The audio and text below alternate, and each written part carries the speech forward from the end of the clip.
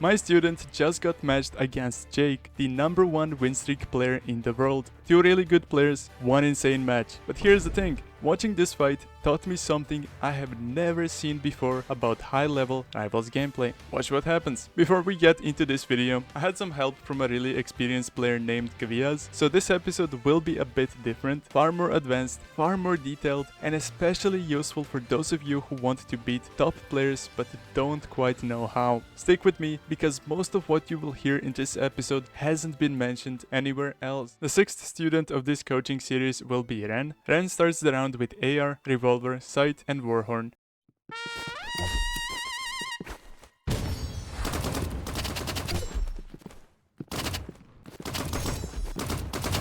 Ren does a perfect dash on top of the wall, allowing us to chain another slide with it. We can also see how Jake instantly pulls out a grenade and tries to hit Ren with it. It was a good grenade, but Ren dashed to the wall next to spawn instead of going through the window and then dashing on top like most players do. Jake didn't expect us on the right side, but he took a good timing with that sight. We dash on top here, but instead of sliding to the other wall for a high ground advantage since we could see where Jake was going, we choose to drop down and fight that way. Gviaz explained this perfectly, saying that even though Jake is behind the wall, he can still shoot Ren because of Roblox's delay. Just like in other shooters, ping makes a huge difference. Ren might not be able to see Jake, but Jake can see Ren's shoulder and land a couple of shots.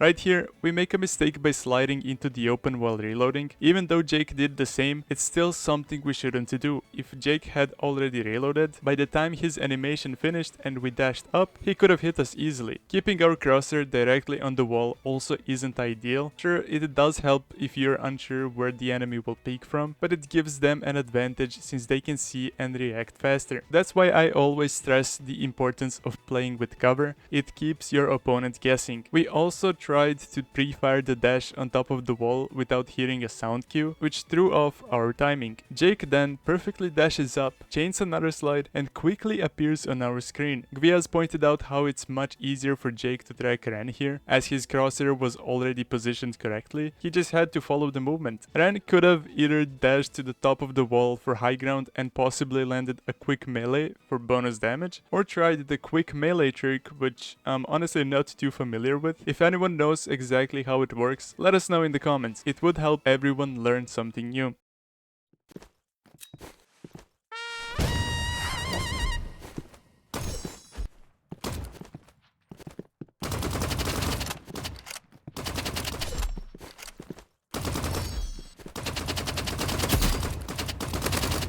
In the second round, it looks like Ren is waiting for Jake to throw his grenade before pushing, which is smart. If I were Jake, I would probably wait for the Warhorn sound before throwing, since Ren did the same thing last round. That way, Jake could predict where Ren would pop up. We see Ren playing low ground most of the time, hugging cover way too closely. While I always say playing around cover is great, if you're too close, like Ren here, it actually can hurt you. I used to play Valorant and it's the same concept there. If you're hugging the wall, the enemy can often see part of your shoulder or body, even when you can't see them at all. It's a really common mistake, not just in Rivals, but in any games like Valorant or CS. If you stand a few steps back instead, you will have a wider field of view and won't be as exposed. That's why Jake can hit shots here even though we don't see him at all. Of course, you shouldn't stand too far either, then you lose your cover entirely. So the rule of thumb, hug the wall when hiding, but take a step back when peeking.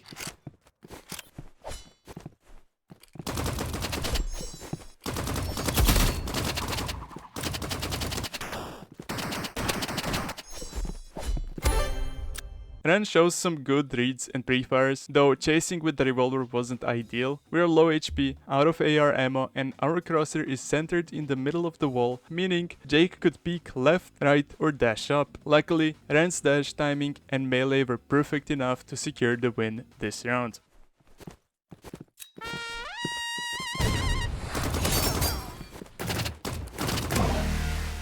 Round 3 starts interestingly. Jake lands a 75 damage grenade hit, and Ren doesn't react quickly enough with the sight. If we had just used a quick melee hit, which is 45 damage, and dashed away, that would have turned the fight completely. We also didn't expect the katana play at all, which cost us a few hits. Ren stayed in the same position too long, which let Jake take full advantage by peeking from multiple angles.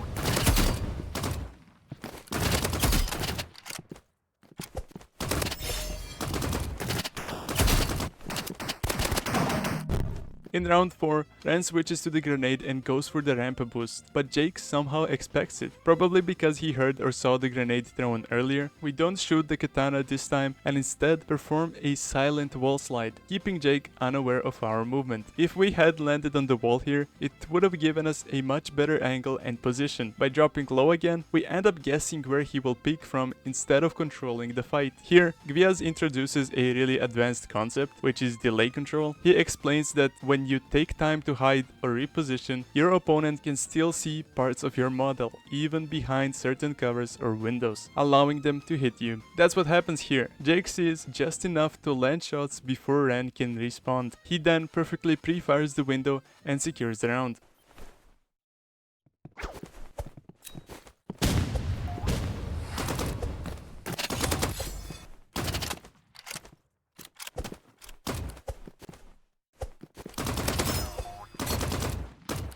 In the 5th round, we do the ramp jump again, and Jake tries to pre-throw the grenade exactly where we jumped last time. This shows why staying unpredictable is so important. We land a few nice AR shots, react well to the katana, and go back to the same wall.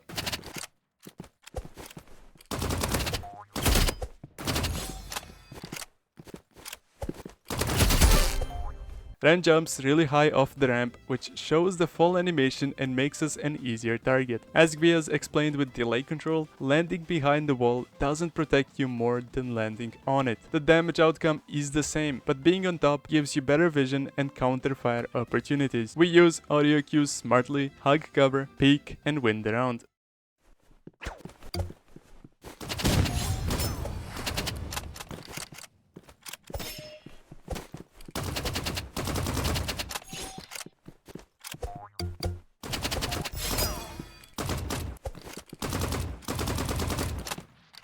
Round 6, same play, and almost hit by another grenade. Jake perfectly pre-fires again, and you might wonder how he knew. It's simple, he knows Ren is using fists, so the ramp is the only consistent high ground route. He predicts it, pre-fires, and by the time Ren turns around, Jake uses katana to reposition safely. It's honestly a really smart move.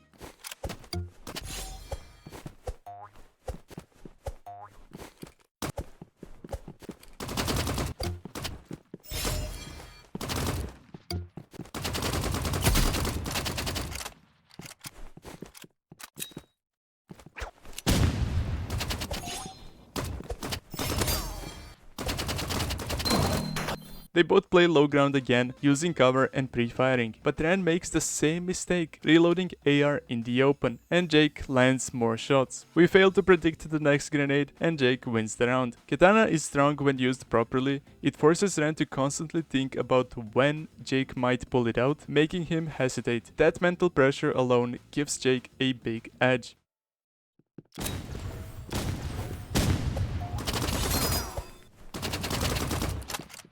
Match point for Jake, Ren switches sides, and Jake uses satchels to reach the opposite ramp quickly. We shoot the katana again, and this part is interesting. When players are mid-air, boosted by a grenade or jump pad, they often pull out katana because it messes up the enemy's tracking. It's annoying, yes, but also something to consider when fighting katana users. That costs us 50 HP here.